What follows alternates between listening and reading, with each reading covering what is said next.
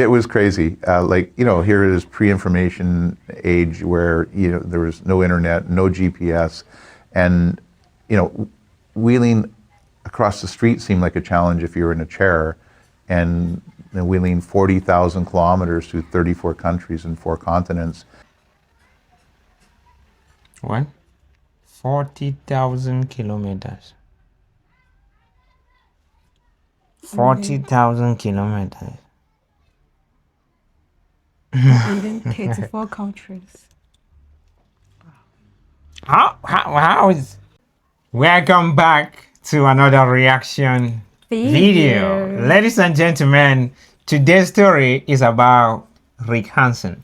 Yes. A Canadian hero who took himself around the world on a wheelchair. Oh my God. The other day we did a story about Terry Fox, Yeah. who did the Canadian race across Canada with an amputated leg, using an artificial leg. Yeah, and a lot of people came in the comment section Recommending Rick Hansen. video, and they said they were so inspired and they really felt so emotional about the story, just like we did. Ladies and gentlemen, if you grow up and you're stuck in your own culture, you're as blind as somebody who never saw anything. It's always very good to learn about other people's cultures, what other people do in their own culture, for you to appreciate their culture and to know that we're basically part of the same circle. Exactly. Yep. So let's go, right? Every day, the more I learn about these stories, the more Canada sinks in, right? It sinks in. The idea of what Canada is already there in our heads, but what Canada truly is not yet revealed to us. Every single day, we go deeper and deeper as we learn more. Every blessed day.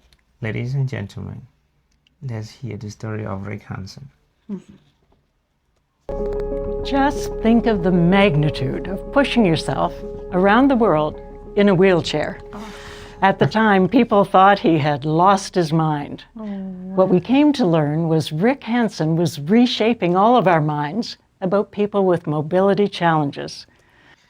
Actually, before this, I actually saw something about, it was a short video about somebody going around the whole world on a wheelchair. I did not give a hoot about that, what that was. I just thought, yeah, this is one of those stories where somebody is just doing something for his personal attention, or it's just a story that has been blown out of proportion. So yeah, I didn't pay any attention to it. And of course, when you guys recommend videos, I will have to go on ChatGPT to read about the video and understand what it's talking about. And this guy, yeah, he's Canadian. At the minimum. Not only has he raised millions of dollars for research, he has opened our thinking to include everyone. Thank you, Rick, for joining us for this conversation. Oh, thanks, Carol. It's an honor to be here. Appreciate it. Wow. When you think back to your childhood...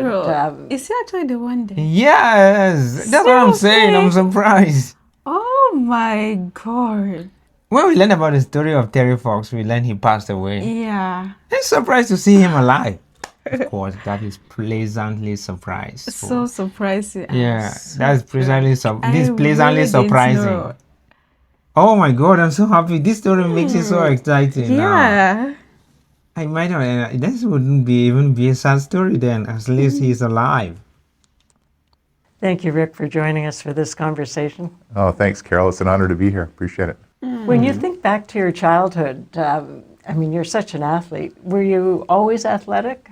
Yeah, my earliest memories, I was always on the move. A little kid, going down through the fields and out onto the streams and fishing and hiking with my father and grandfather and cousins. And it was just like an ideal adventure playground and paradise.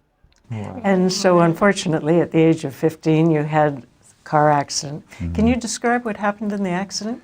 Yeah, I just graduated from grade 10 and I was on this idyllic adventure. I was always on an adventure and I was planning it for months, and me and my buddies, we went off to the Bella Coola Valley, fished salmon and trout, and then two of us were hitchhiking back was a long ride back, but we ended up getting a ride in the back of a pickup truck with a guy who we had helped change his flat tire, he and his girlfriend, in the middle of nowhere just a few days earlier. And he was going to drive right by us, but he stopped because he recognized us and said, "Get in."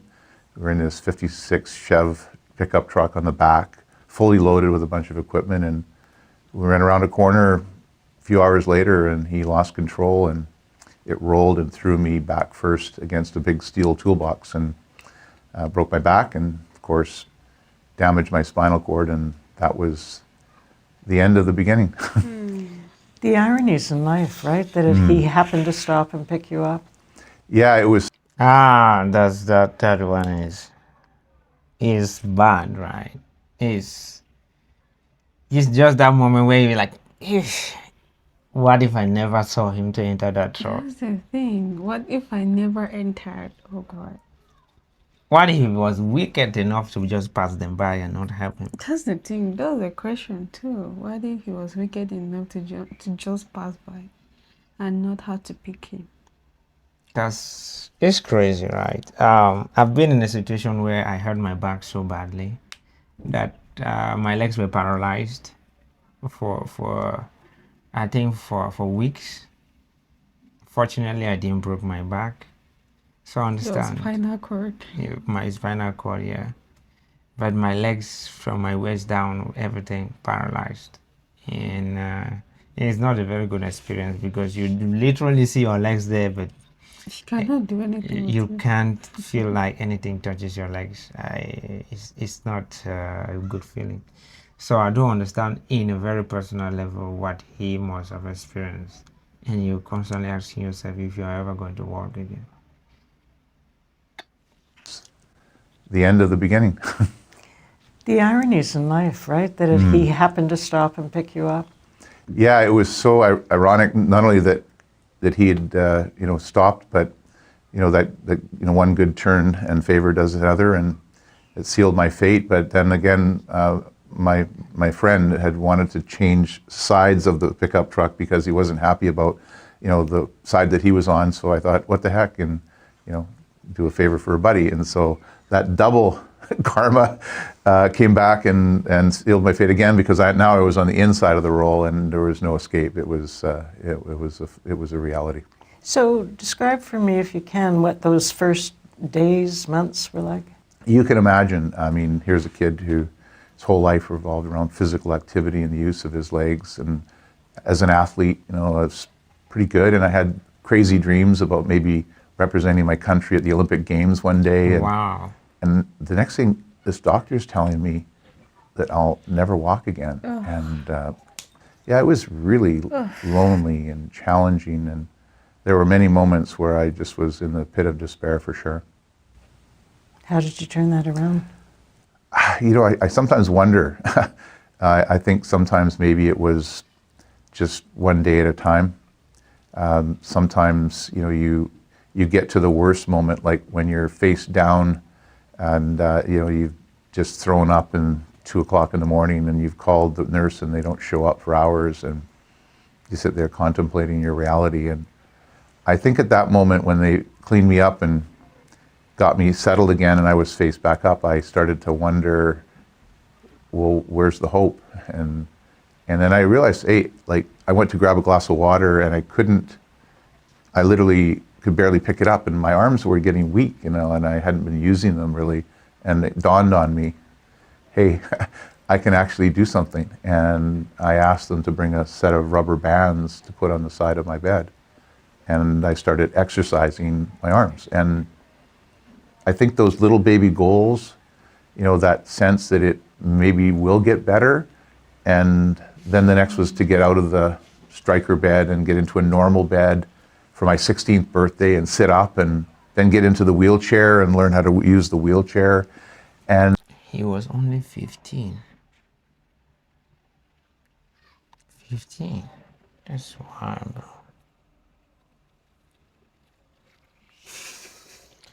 My own situation, I was 13. Right. Right. No. 2011. Yes, I was 13.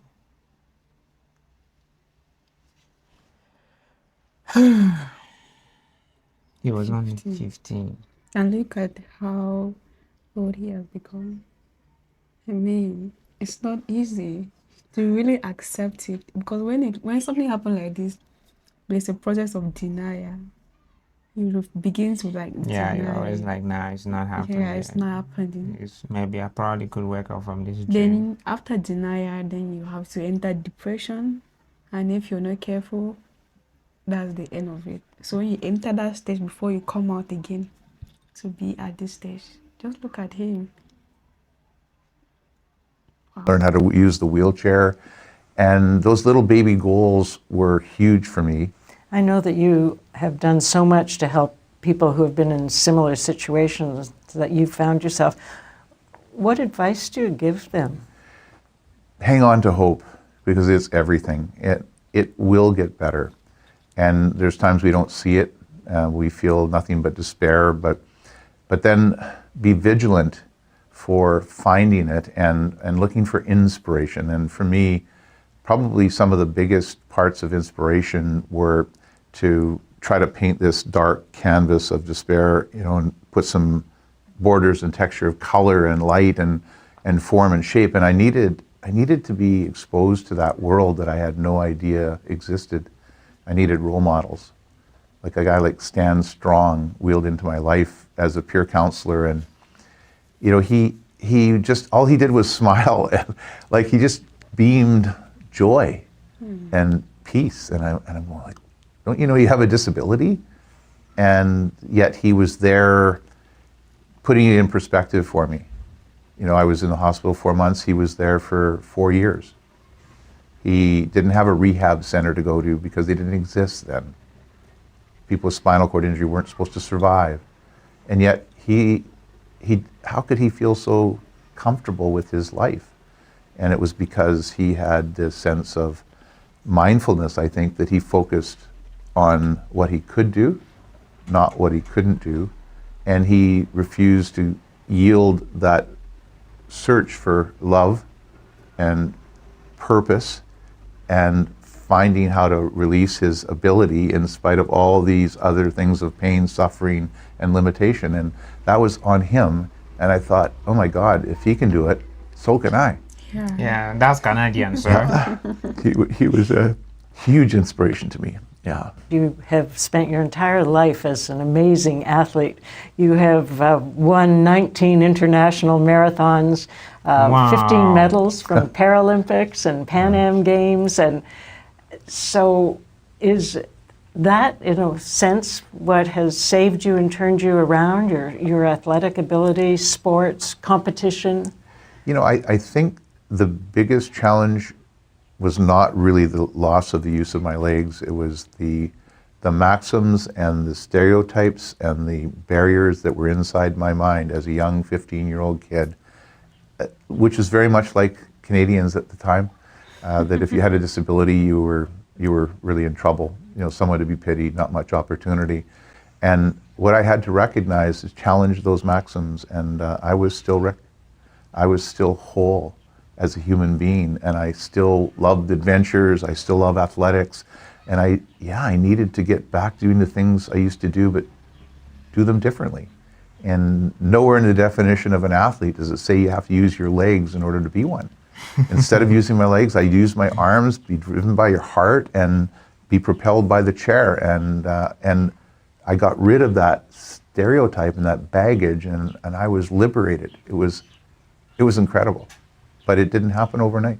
It was a hard grind, a lot of pain, a lot of tears, a lot of dark moments, but somehow, thanks to others and being able to figure that out and translate it, somehow I managed to get there. It was wonderful. And so the man in motion certainly got in motion, Yeah. went around the world. Yeah. How did you decide, this is what I'm going to do? All these things that is explained like this, it's not just easy to just accept it. Even though he might have seen a friend who was actually doing his stuff, believing, like just being himself, trying to do the things that he could and not looking at the things that he cannot. That's what he kind of saw it like, okay, I can do it. Before you actually accept or tell yourself that you can do it is a very long process. It's not just how it sounds Doesn't like. happen He in just a said day. it one day that you Yeah. can do it and then went ahead and started doing it. It's really hard. I'm super happy. Wow. Yeah. These Canadians have stories you can never imagine. I tell you. Here, if you're on a wheelchair, it's very hard because even the therapy services are not.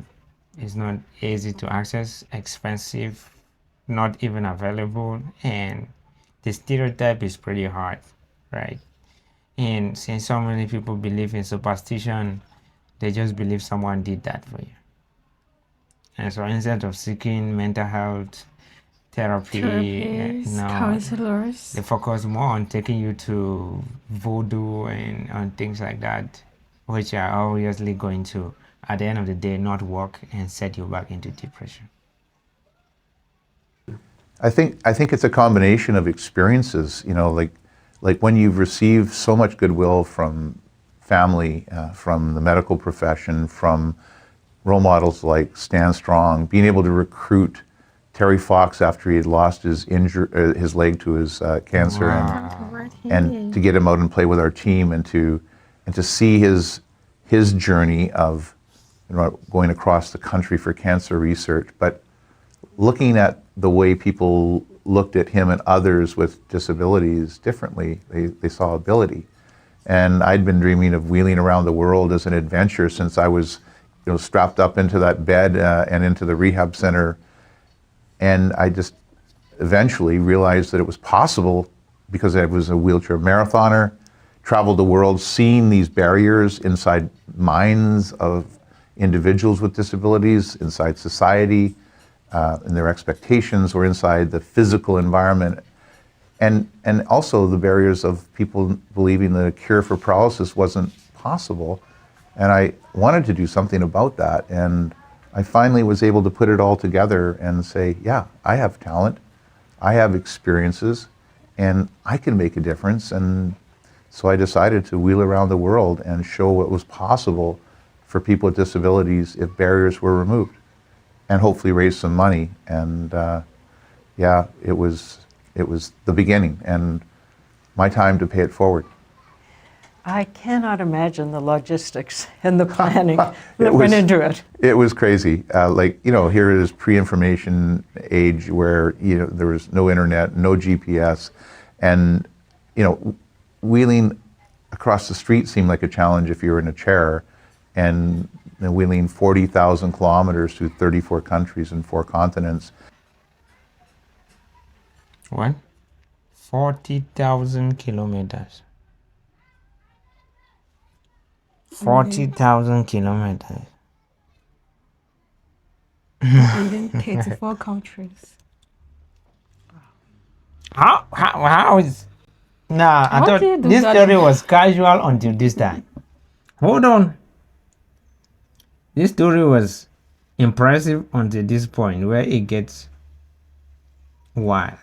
And the planning that went into it. It was crazy. Here it is pre-information age where there was no internet, no GPS, and wheeling across the street seemed like a challenge if you were in a chair, and wheeling 40,000 kilometers through 34 countries and 4 continents, bringing a message with it, and then try to generate a financial legacy.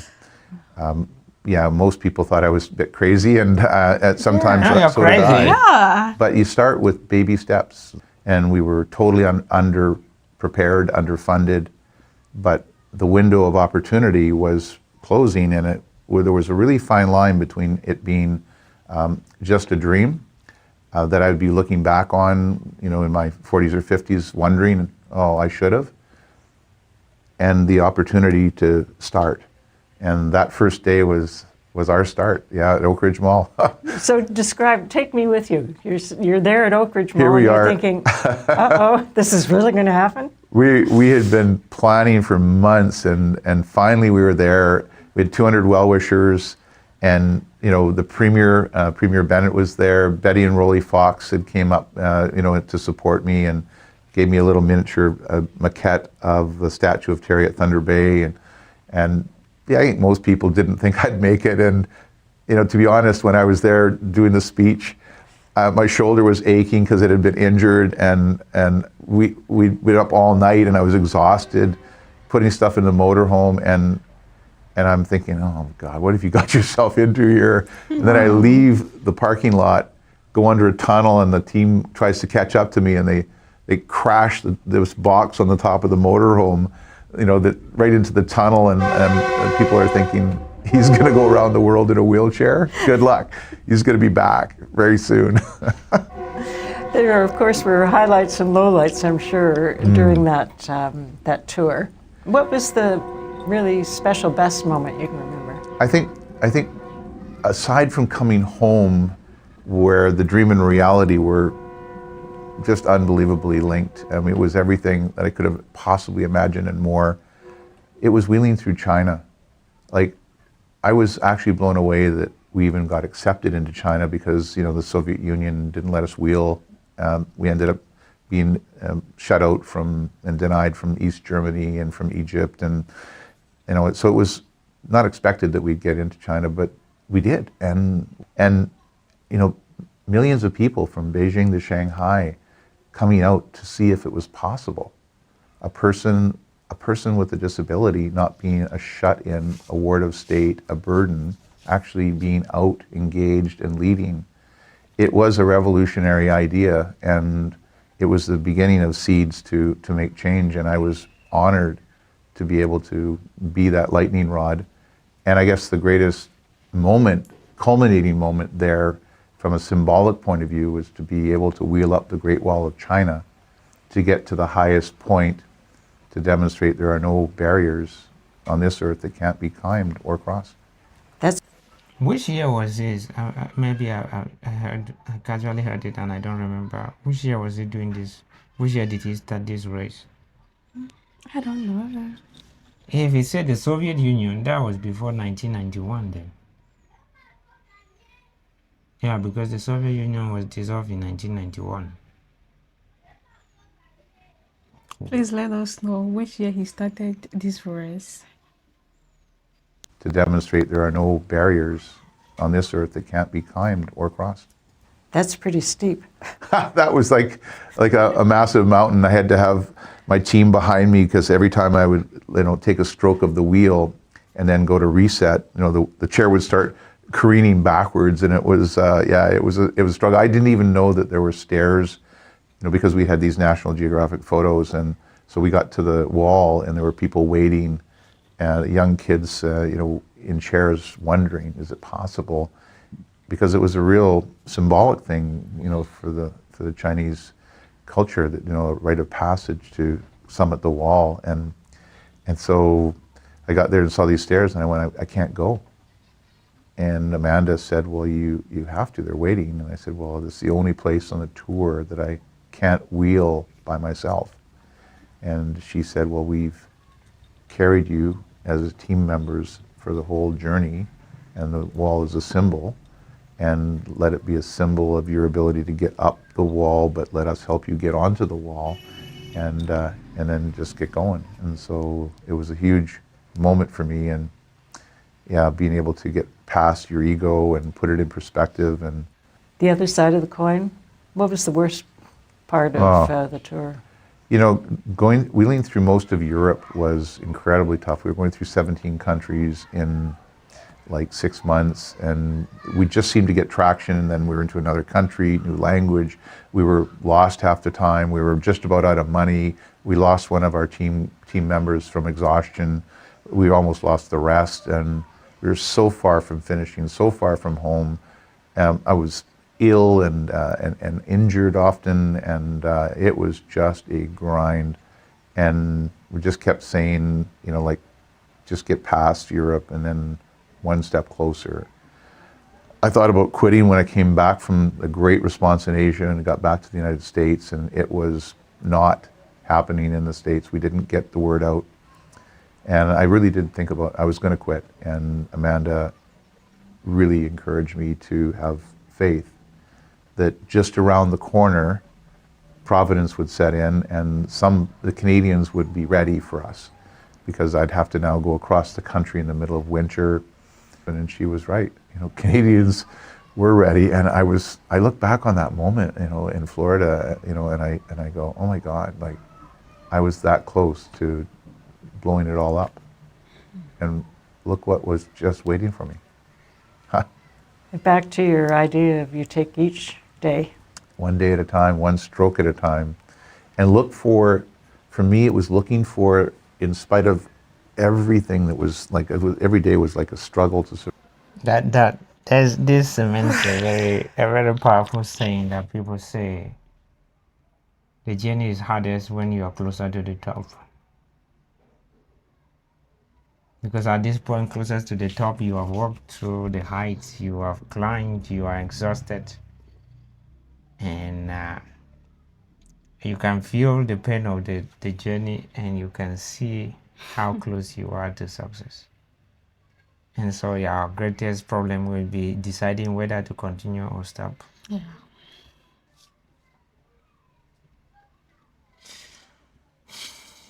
Survive. There were so many challenges, 113 kilometers of wheeling a day for the first half, and then 80 the second half.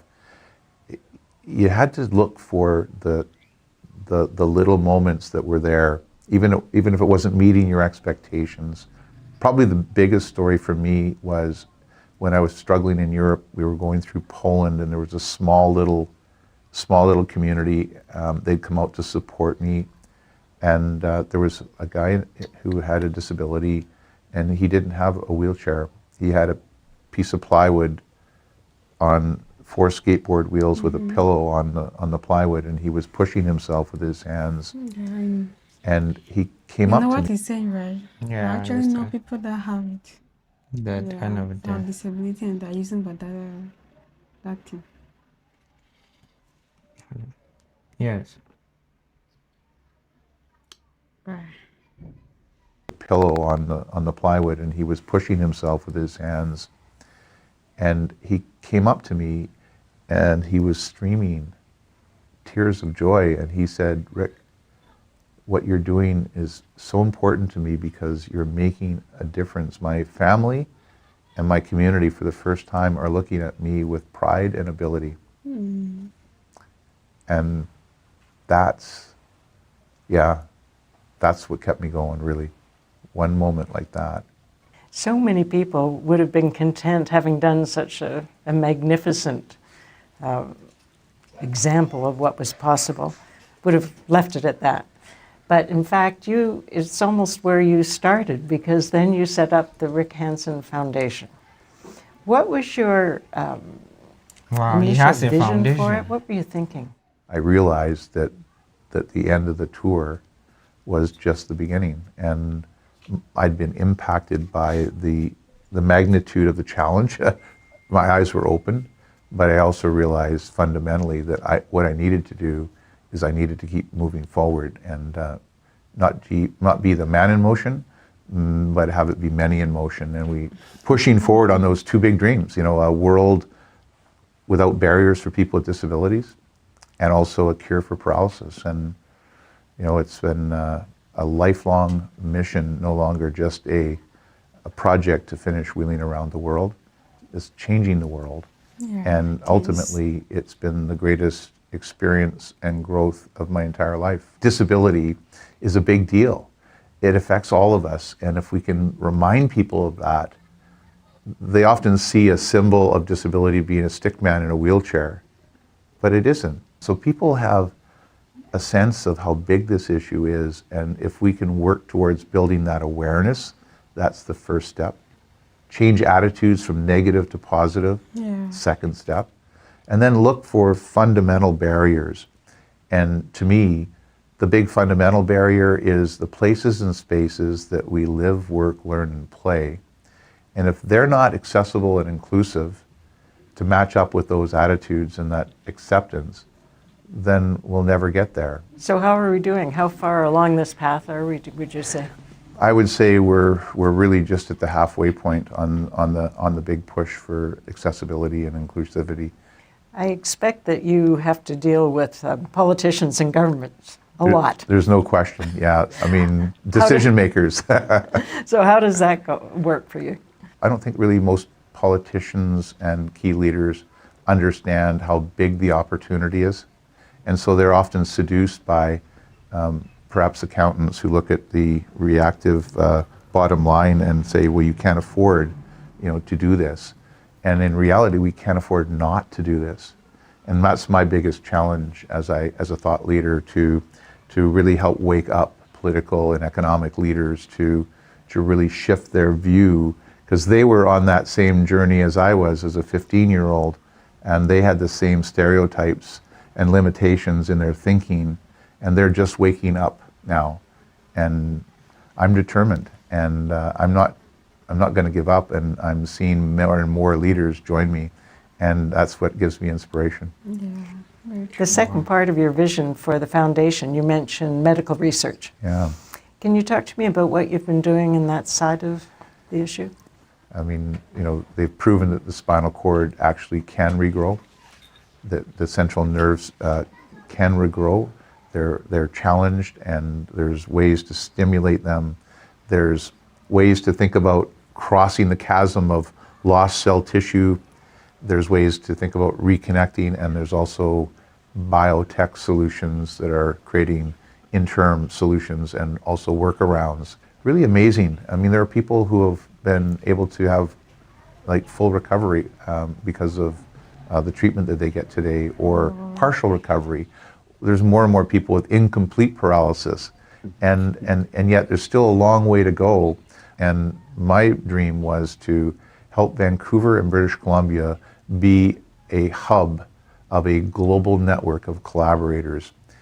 So Rick, how do you hope people think of you? What will your legacy be?